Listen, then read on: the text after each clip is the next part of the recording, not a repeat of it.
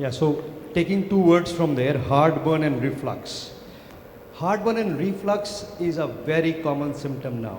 So it's statistically almost each one of us in this room have experienced a heartburn. There is absolutely nobody who can say मेरे को कभी आज तक सीने में जलन नहीं हुई. दिल में जलन नहीं हो भी सकता है मगर सीने में पक्का जलन हुआ आपके. तो सीने की जलन is a very common ubiquitous problem. And how do you evaluate them? It's a lifestyle disease. It's called gastroesophageal reflux disease in scientific term. But what it basically means is that it is supposed to be a one-way traffic. Food and juice is supposed to go down and it's not supposed to come up because this door will not allow things to come up. पर अब मान लीजिए दरवाज़ा ही ख़राब हो गया आपका, तो क्या होगा? अब नीचे से ऊपर भी आएगा, एसिड भी ऊपर आएगी, खाना भी ऊपर आएगा. रात में उठ जाओगे कि रिफ्लक्स हो रहा है, सीने में आ रहा है. दिन में हार्टबर्न हो रहा है, you're popping the pantoprazole and you're popping the antacids. Heartburn and reflux is a lifestyle disease essentially, which means अगर आप अपना diet, smoking, alcohol, late nights, which means like each one of us, ये अगर चारों चीज़ को हम लोग control कर सकते हैं, then ये कम हो जाएगा. This disease will go down. Unfortunately, spicy food भी खाना है. Unfortunately, smoking भी होनी है. Hookah, shisha would also come in the same category. And alcohol is something that I like to speak a little bit more about, so bear with me. I left alcohol about 6 years back, and I did it after conscious understanding of what it is. And I'm just going to give it out to you and allow you to make a choice. Alcohol is something like a dirt in the eye.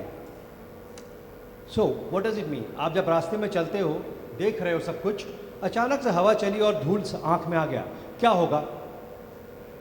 देख पाओगे? नहीं देख पाओगे. आँख क्या करेगी? पानी निकलेगा. क्यों निकलेगा? क्योंकि वो चाहता है धूल निकल जाए. अल्कोहल वही है आपके शरीर के लिए.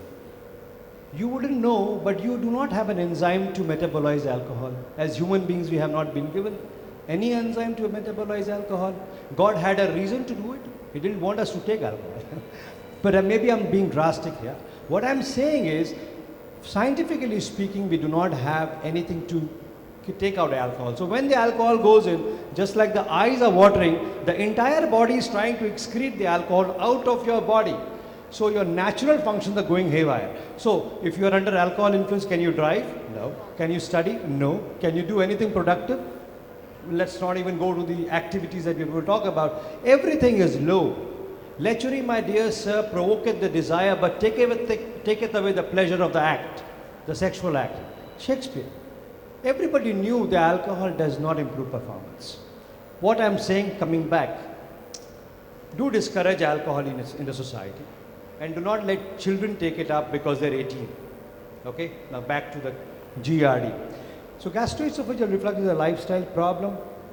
Diet, smoking, alcohol, this has to be controlled. Late nights have to be controlled.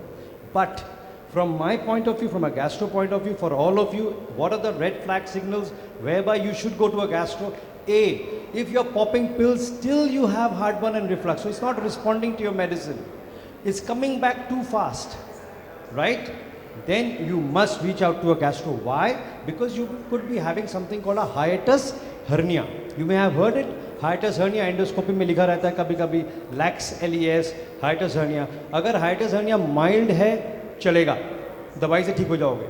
मगर अगर severe hiatus hernia है ना, बड़ा hiatus hernia है, रिफ्लक्स और हार्टबर्न होता रहेगा.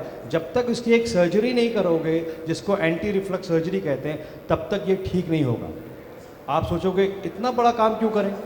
इसलिए because gastroesophageal reflux is the commonest reason for esophageal cancer.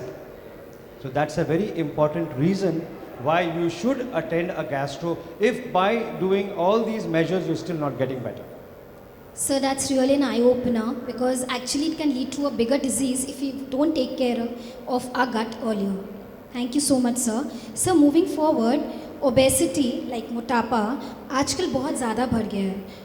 क्या ये केवल एक पुअर डाइट और सेडेंट्री लाइफस्टाइल की वजह से है या फिर और कुछ? I'm glad you asked me that question because I can speak hours and hours and hours till you guys just leave for your houses and I'm still not stopped. मोटापा ऐसा है कि ये उसी तरह है कि लोग को लगता है वो समझते हैं पर वो एक्चुअली कुछ नहीं समझते। शादी की तरह है।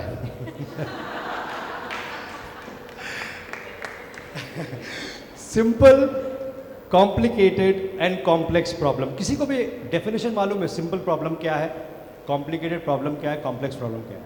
कोई भी बोल सकता है। Free for all, that's your talk time.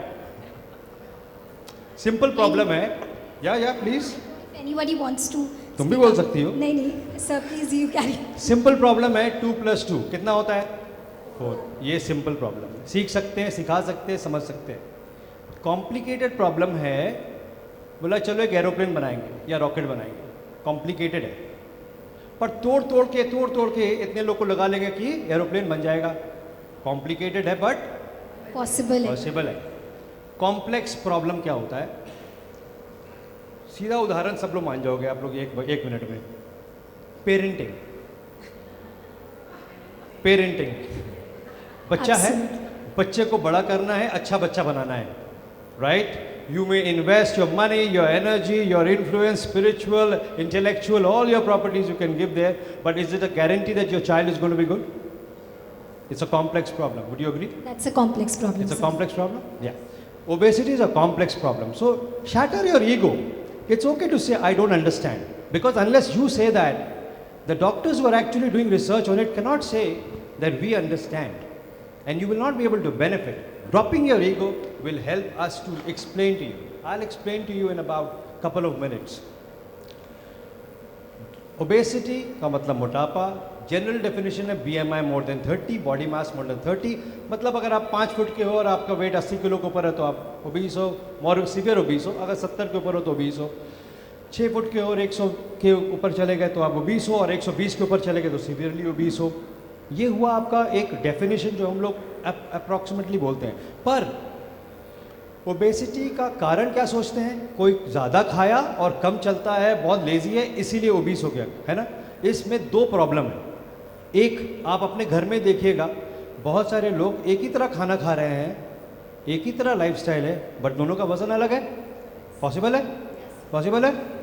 आप बहुत कम खाना खा रहे हो मगर आपका वजन बढ़ रहा है, कोई बहुत ज़्यादा खा रहा है उसका वजन कम हो रहा है। पॉसिबल है? देखते हो आप, right? So first of all, don't give yourself too much of credit for being thin.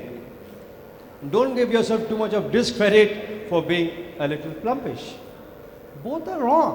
That is because if you look at the science, 20% of diet and activity contributes to the obesity. 80% of the cause is not within your control. They are genetics, epigenetics, gut microbiome, as Payal was putting it, and host of other things I can keep on elaborating that you will find it's so amazing to. For example, if I told you, आप जब अपने माँ के पेट में थे, आपकी mother ने क्या खाया उससे बहुत डिपेंड करता है आज आप मोटे हैं कि पतले हैं। Is that not fantastic to understand?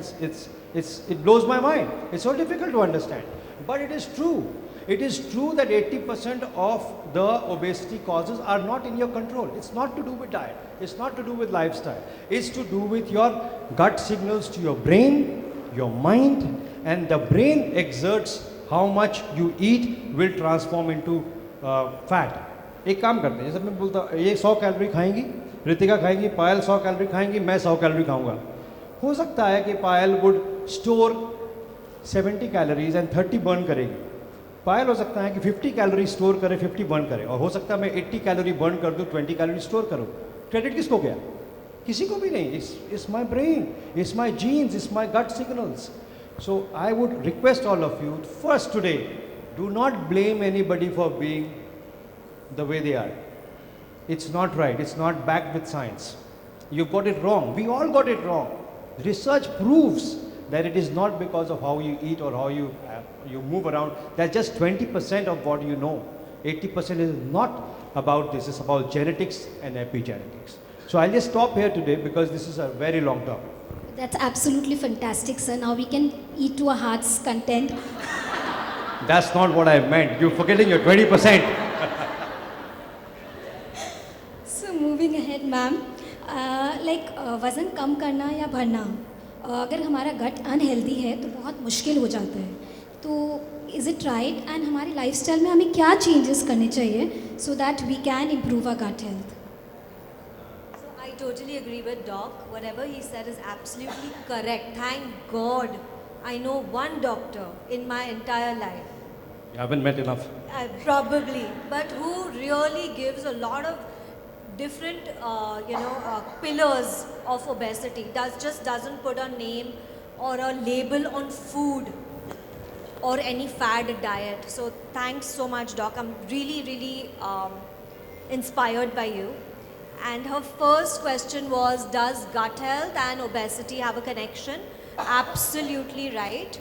Because as I mentioned, if your gut microbiome is more of, if you have a dysbiosis in your gut, dysbiosis meaning बुरे वाले bacteria ज़्यादा हैं, then your metabolism is going to be sluggish. You won't be able to build muscle mass. So if you don't have enough muscle mass, again, you're going to be on the heavier side or the plumpish side, or you'll have more fat percentage. So try to switch from a dysbiosis to a symbiosis with food, and also stress, reduce your stress. Because stress also produces a lot of cortisol and adrenaline and these hormones which make you put on weight. And as yesterday I had mentioned, do the DOSE, D-O-S-E, dopamine, oxytocin, serotonin, endorphins, which are all produced here. It's also in my book, the acronym DOSE. It's available on Amazon.